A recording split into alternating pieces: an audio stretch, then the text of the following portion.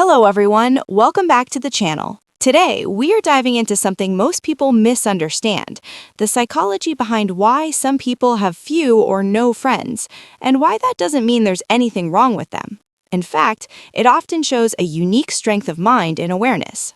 Many people think that being alone or having very few friends is a sign of being broken or antisocial, but psychology paints a completely different picture. People without friends are often deeply self-aware, selective, and their brains simply process social interaction differently. One major reason is that people without friends often have zero tolerance for fake personalities. Research shows that as we become more self-aware, our sensitivity to inauthentic behavior increases dramatically. You simply can't stand being around people who gossip, manipulate, or wear masks, and that's perfectly normal. When most social circles are full of people smiling to your face but talking behind your back, your brain notices it immediately, picking up subtle cues of dishonesty and manipulation. And rather than forcing yourself to tolerate it, you naturally keep your circle small to protect your peace. This doesn't mean you dislike people, it means you value authenticity. And for many, being alone is far better than pretending to enjoy shallow conversations or fake interactions. The quality of connection matters more than quantity. Another reason is that people without friends usually prefer depth over quantity. Research shows that individuals with deeper thinking patterns are drawn to meaningful interactions rather than surface-level socializing. They don't want to waste energy on small talk that doesn't engage them. Small talk about the weather, casual gossip, or repetitive, meaningless conversation feels exhausting for those who think deeply. They want substance, ideas, and discussions that challenge the mind, or explore human behavior, psychology, or life's meaning.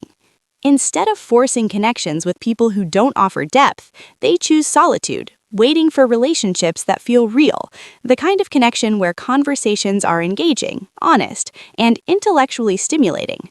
A third reason is that their brains need more social recovery time after social interaction.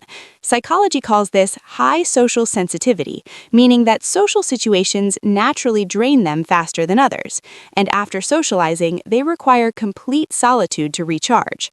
This doesn't indicate that they dislike people. Rather, their nervous system is wired to process social interactions more deeply, picking up on subtle emotional cues and analyzing the behavior of others on multiple levels. Every interaction costs energy that extroverts gain from. Because of this, conserving social energy becomes essential, and spending time alone is not loneliness, but a necessary recovery period. They may attend social events, but their mind works overtime, and solitude helps them regain balance. Fourth, many people with no friends are extremely independent and don't rely on social validation to feel good. Psychology calls this low social dependency, meaning they can entertain themselves, solve problems, and find joy without needing approval from others. They create their own worlds, draw strength from within, and don't seek constant companionship, entertainment, or motivation from a social circle. This independence is misunderstood as distance, but it's a sign of strong inner resilience. Their standards for friendship are extremely high. They don't let just anyone into their personal space. And while most people are comfortable with acquaintances, these individuals are highly selective. They allow only those they genuinely trust into their lives. This selectivity isn't arrogance, it's wisdom, a conscious choice to preserve emotional energy and mental clarity. People who understand themselves well prioritize relationships that are supportive, honest, and meaningful over casual or superficial connections. Fifth, past experiences often shape this selectivity. People with few friends may have experienced betrayal, neglect, or toxic relationships.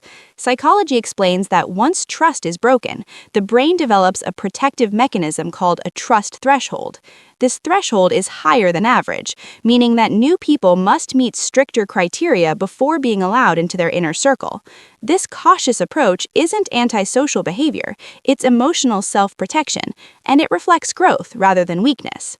Over time, people with no friends learn to observe longer, test trust, and recognize patterns in others' behavior, which may make them appear distant or reserved, but in reality, they are highly aware, intuitive, and capable of deep loyalty once trust is earned. This combination of self-awareness, high standards, and social sensitivity often leads to a rich inner life. People who walk alone may have sharper intuition, stronger empathy, and the ability to process experiences and emotions at a deeper level than most. Their solitude allows them to explore ideas, reflect on life, and develop a stronger understanding of themselves and the world. They don't avoid people because they're broken. They prioritize meaningful engagement and personal growth over mere social presence. Psychology also shows that many of these individuals thrive in independent pursuits, creative projects, and intellectual exploration. They don't measure success by social validation, but by personal fulfillment and mastery of their own skills and knowledge.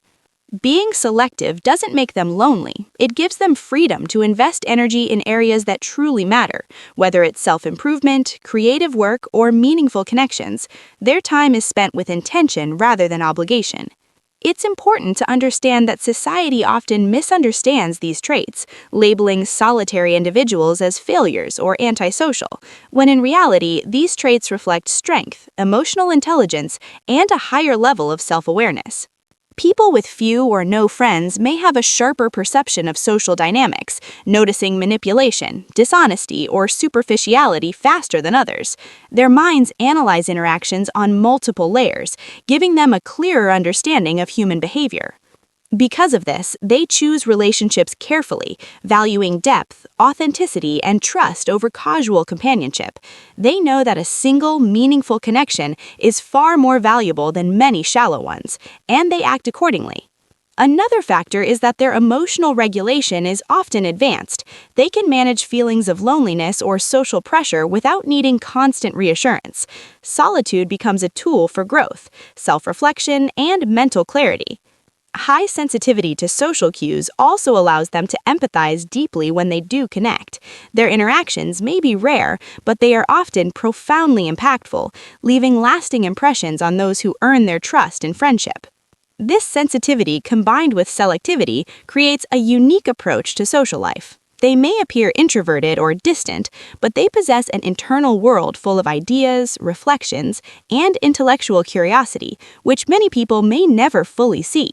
It's also common that they focus on personal values, ethics, and authenticity, prioritizing relationships that align with their principles rather than conforming to societal pressures to maintain large social circles. This focus on authenticity over numbers means they experience friendships differently, valuing quality, loyalty, and honesty, even if it means having fewer connections overall. Their social energy is treated as a precious resource. People who spend time alone develop skills in self-reliance, problem-solving, and independent thinking. Their solitude allows them to approach challenges creatively and with the clarity that highly social individuals may not achieve. Research also shows that high-functioning, solitary individuals often have stronger self-reflection, critical thinking, and emotional intelligence. They are capable of understanding themselves and others in ways that can be profoundly insightful. Their preference for solitude doesn't isolate them from the world. It empowers them to observe, learn, and contribute on their terms, often leading to unique insights and innovative thinking in both personal and professional spheres. Being selective about social engagement allows them to focus on what truly matters, whether it's personal development, intellectual growth, or meaningful relationships. They are not avoiding people, they are optimizing their social experiences for quality and authenticity. Trust is a central theme in their lives. Every new connection is measured against past experiences, lessons learned, and personal standards. This careful evaluation may appear cautious, but it reflects wisdom and self-protection rather than fear or antisocial tendencies. The psychological reality is that people without friends are often misunderstood geniuses of social navigation. They prioritize their mental and emotional health over superficial social expectations, and in doing so, they cultivate resilience, self-awareness, and a rich inner life. They may seem quiet or reserved, but their inner world is dynamic, full of thoughts, reflections, and insights that guide their interactions and choices. This internal complexity is often invisible to casual observers, but it shapes every decision they make. Being alone also teaches patience, emotional control, and discernment. They learn to wait for connections that truly matter, rather than settling for companionship that doesn't align with their values. This patience is a strength, not a flaw. Their lives may appear solitary, but they are often full of meaningful experiences, deep learning, and creative exploration. They engage with the world selectively, allowing them to focus on personal growth and purpose-driven activities. It's crucial to recognize that solitude is not synonymous with loneliness. Many of these individuals enjoy and even thrive in their own company, finding fulfillment, inspiration, and energy in the absence of constant social interaction. Their brains process social information differently, making large social gatherings exhausting, shallow conversations uninteresting, and fake behavior intolerable. These traits are often labeled wrongly by society, but reflect unique cognitive wiring and sensitivity. They are often more observant, empathetic, and insightful because their mind isn't distracted by constant social noise.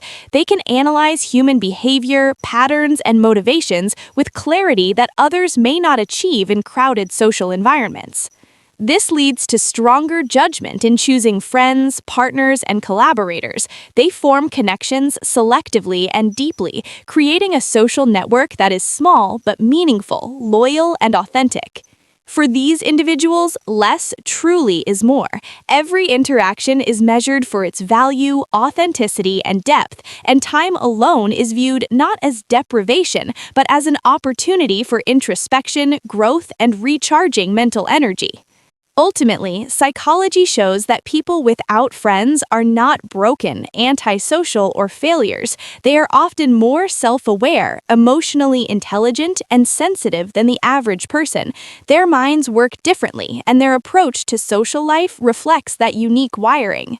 They understand the importance of authenticity, the cost of shallow interactions, and the value of mental and emotional energy. They prioritize meaningful relationships, personal growth, and intellectual exploration, and in doing so, they cultivate a life that is rich, fulfilling, and self-directed. If you've gone long periods without friends, it doesn't mean something is wrong with you. It means your mind is wired to notice depth, authenticity, and quality. It means you are selective, independent, and self-aware, and that is a strength that society often misunderstands. So next time you meet someone who seems to walk alone, remember that solitude often reflects wisdom, sensitivity, and a high capacity for meaningful connection. Sometimes the strongest minds and hearts prefer walking alone until they find the right company. If you want more psychology videos that explain your personality in ways school never taught you, hit that subscribe button right now because the next video might reveal something about yourself you've never realized.